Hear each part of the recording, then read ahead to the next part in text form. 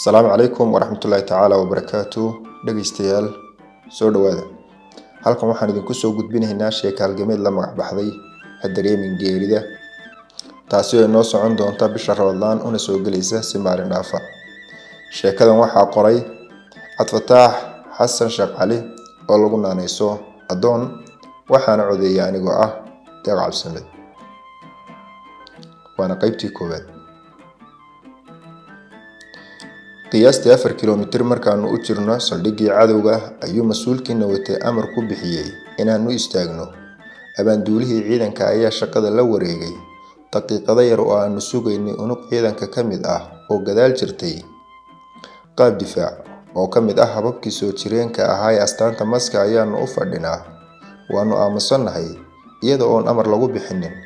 malaha nafti hura kastaba keligii ayaa isla sheekaysanaya, mid natiijada weerarkan oo dorosaya iyo mid wax kale ka fakarayaba. waxay u badan yihiin inay ku mashquulsan yihiin marxaladan lagu sugan yahay iyo sida ku dambeyn doonto. marka laga reebo Xalane oo gadaasheeda fadhiya, isagu wadha ma hayo. garabka midigintu iga taabtay ayuu cod hoose igula xashaashaqay. markaan dhegta horsadayna wuxuu mar kale igu celiyay Deeqa Qoordheer, reerkoodii guriga aynu gamashiga ku soo marnay miyay ka guureen.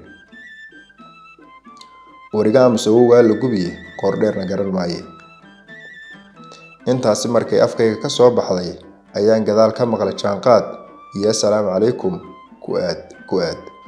waa abaanduulihii oo khudbad gaaban oo guubaabo, wacdi, amar, goodi, tooq iyo tala bixin isugu jirta soo jeedinaya. faahfaahinta khariiradii dagaalka oo hore noogu sii qeexnaydna raaciyay. 21 noo qabta ayuu ku soo koobay.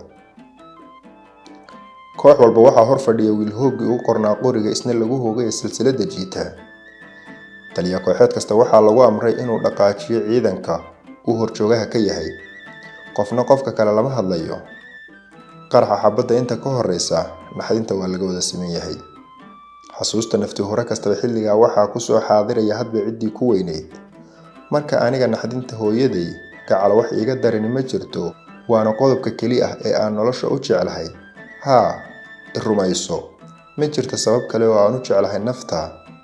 talow sidee bay noqon doontaa haddaad halkan ku shahiido? miyay sii noolaan doontaa mise nolosha lafteeda ayaa silcin doonta? fiicnaan lahaydaa inaan looba sheegin geerideyda. cabsida aan ka qaba dhimashada waxaa ka badan tan aan ka qabo walwalkeeda. hooyaday dahabooy, waajibaad dushaydan daacadnimo u fuliyee ha dareemin geerida. go'aankii dabka loo boobay ayaa ahaa dhicinta ciidda hooyo ama la wada dhinto. wuxuu nafti hore kastaba maanka ku hayaa tixdii shahiid Dhagacadde. 2 ciidan midun baan rabaa inaan la ciida, oo ay sii weeliso meerisyadii shahiid Jaamac Labi. nafta hura intii soo hadhaa libin ha haysteene. hayaankii dheeraa ee soo galnay ma halkan ayuu ku egyahay? garan maayo. waxaan se hubaa inuusan jirin nin ka fakeri kara wax aan xaaladan lagu jira ahayn. si kedis ah ayaan dhimbiilo rasaas oo korkayga maraya u arkay iyo dhawaaq kulul oo madaxa saama layga jiiday. wax cadaab la moodo oo ka soo baxaya difaaca cadowga oo qiyaas ahaan ii jira 80 tallaabo ayaa i hareera lalay. waa yoolbaadhoo carbiskii hore ayaan ku bartay. boggaa lagu wada siqayaa.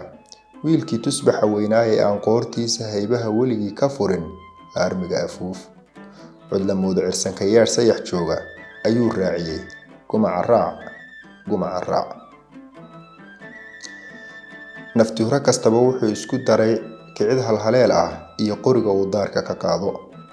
digri hadduu ku soo galay xarbiga aniga duulkaygu, tayadii hore tababaqay dabada taageene diigaanyo ciidana miyaan daafta kala raacay. gadaashayda waxaan ka maqlaa codkii abaanduulaha oo dananaya, waryahooy ciidanka la sinaan qaado. guushu gacanta allay ku jirtaa, hase ahaatee dadaal iyo adkaysi ayay u baahan tahay. geesiguna waa ninka samra daqiiqadaha yar ee soo food leh. nafti hore kasta wuxuu og yahay kartida iyo geylankiisu inuu qayb ka yahay guusha ciidankiisa. sidaa darteed tabihii iyo xeeladihii dagaalka ee horey loogu carbiyay ragga qaarkii dheeri ayay ku dareen oo waxay iska baadhbaadhayaan tabo ka heer sarreeya. Codka rasaasta harbeeshay mar waxay kuule kaansalo la dubayo, uurada iyo caydhka baaruudda ayaan ka duwanayn dhadada roobka. Waa markii aan soo xasuustay dagaalkii ugu dambeeyay ee Tanzania ku xorowday ee Maji Maji, oo macnaheedu yahay roob roob adaa fasiran. Jugta baasuukaha, gariirka bamka iyo reenka cinjirlaha afdhuubka Girinoofka, intaasoo isbiirsada ayaa wixii ka soo hadhay ka dhigay shibanayaal aan jabaq lahayn. Marka laga reebo dananka laarmiga si walba looga dhex maqlo ee dagaalgeliyaha naftiwadarka wariyaahoy xabadda ka fadhiiso, talow isaga naftiisii ma kuwan u amraya u haya.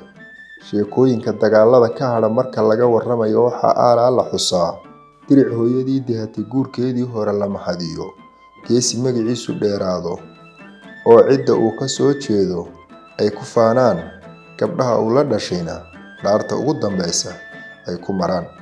Waataan hebel waaya. Waxaa isna aan la hilmaamin maalin uu dagaal dhacay wiil qorigiisu digo xaadh la noqdo oo rasaasta lagu soo ridayo inta uu adkaysan waayo naftu la kacdo. Meeshaasna ceeb iyo magac xumo kala taga. Waayada dambena fulaynimadiisa ay haweenadu ardayada kaga sheekaystaan. Yeelkeeda ee darajada geesinimada Rabbi isaga wiilka uu doono u hibeeyaa, midkuu doonana ka dayriya. Saa ha ahaatee inta nin geesi ah jirta, dagaalgeliyaha wax igala cajiibsani ma jirto. Talow miyaan u eexday mise ila mid baa tahay. Waxa kaliya aan ku xaqiiqsanayo inuu qorigaygu dhacayo waa dambiilaha rasaasta ah ee sida hilaaca afkiisa ka baxaya.